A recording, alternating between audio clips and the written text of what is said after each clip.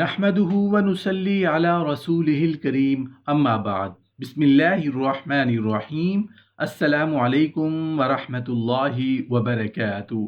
بیویاں ہم بستری سے نفرت کیوں کرتی ہیں؟ ہم بستری کے شرعی تقاضے کیا کیا ہیں؟ ہم بستری سے پہلے انزال ہونے سے پہلے میاں بیوی کو کیسے لذت حاصل کر سکتے ہیں؟ بیوی کو ہم بستری کے لیے، بیوی میں شہوت ابھارنے کے لیے شریعت نے کیا کیا تجاویز دی ہیں؟ شریعت مطہرہ کے مطابق اگر بیوی کے درج ذیل جسمانی اعضاء کو چھوئیں تو بیوی فوراً ہم بستری کے لیے تیار ہو جاتی ہے۔ وہ اعضاء کون کون سے ہیں؟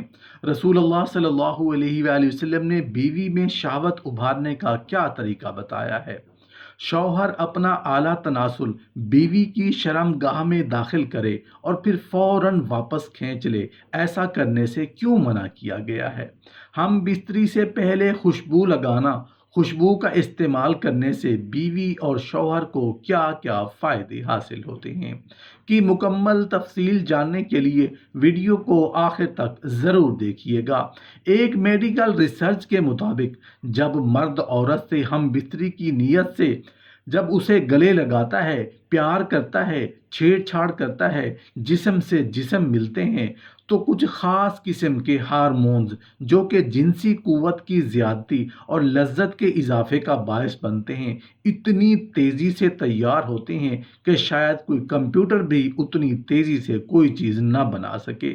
میڈیکل ریسرچ اس بات پر متفق ہے کہ اگر یہ ہارمونز خون میں شامل نہ ہوں تو جسم کو وہ لذت اور مزہ میسر نہ ہو جو کہ جسم میں خود بخود موجود ہے۔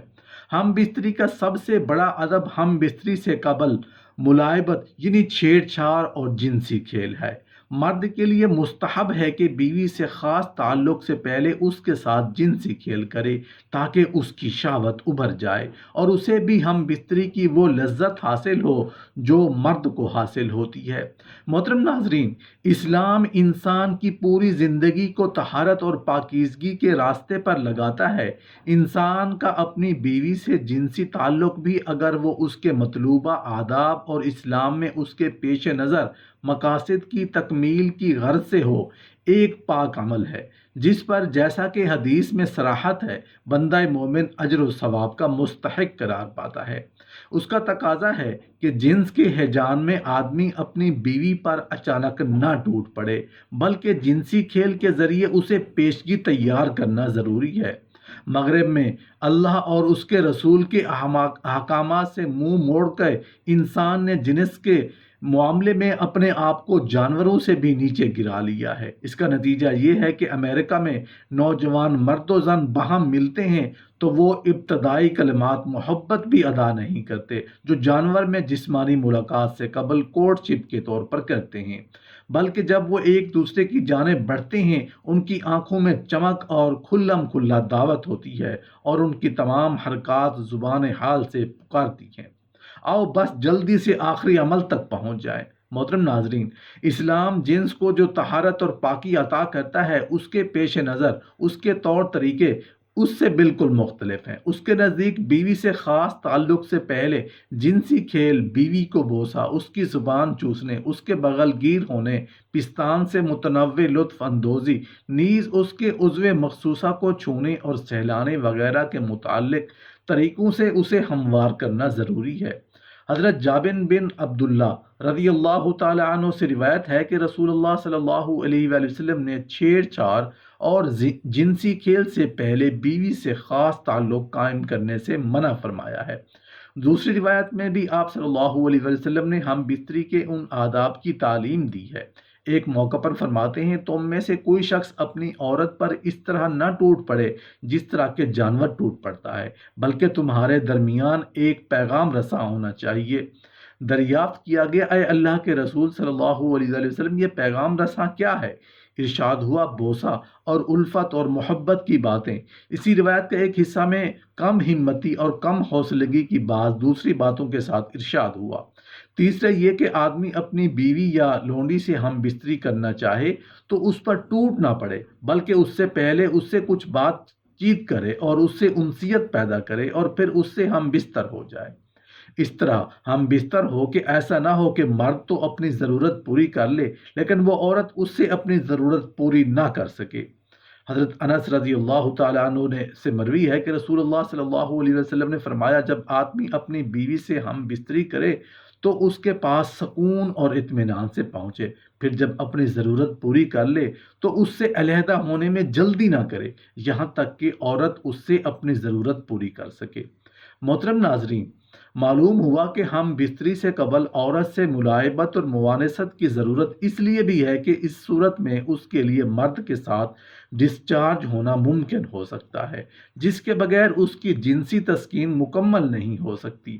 حضرت عمرو بن عبدالعزیز کی ایک مرسل روایت سے اس کی وضاحت ہوتی ہے۔ اس کے مطابق رسول اللہ صلی اللہ علیہ وآلہ وسلم نے ارشاد فرمایا، اپنے بیوی سے ہم بستری نہ کرو جب تک کہ اس کے اندر شہوت اسی طرح پوری نہ ابھر جائے جیسا کہ وہ تمہارے اندر ابھر چکی ہے، تاکہ ایسا نہ ہو کہ تم اس سے پہلے خارج ہو جاؤ۔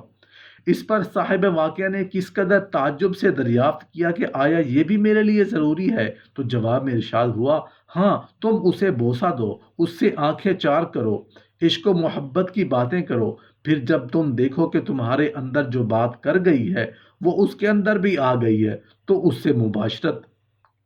اس کے باوجود مرد عورت سے قبل فارغ ہو جائے تو جب تک عورت بھی خارج نہ ہو جائے اس کے لیے اپنے عضو کو باہر کھینچ لینا مکروہ ہے، اس لیے کہ یہ عورت کے لیے نقصان کا موجب ہے، جس کی جنسی تسکین اس طرح ناتمام رہ جاتی ہے۔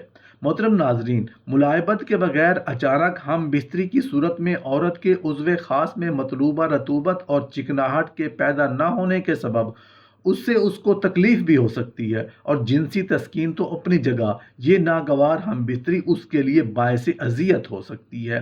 محترم ناظرین، جدید ماہرین جنسیات کے مطابق جس کی تجربہ سے تصدیق ہوتی ہے، مرد کی طرف سے ہم بستری میں ٹھہراؤ کے علاوہ اس کے بعد اپنی بیوی سے مرد کو محبت کے دوسرے طریقوں کے ذریعے بھی مکمل جنسی تسکین کا سامان کرنا چاہیے۔ ہم بستری کے بعد آفٹر پلے کے مطلوبہ طریقے میں محبت کے عمل کو اچانک ختم کر دینا مناسب نہیں۔ اس لیے ہم بستری کے عمل کے بعد مرد کا جنسی تناؤ بہت جلدی ختم ہو جاتا ہے، جبکہ عورت کی یہ کیفیت نسبتاً دیر میں زائل ہوتی ہے۔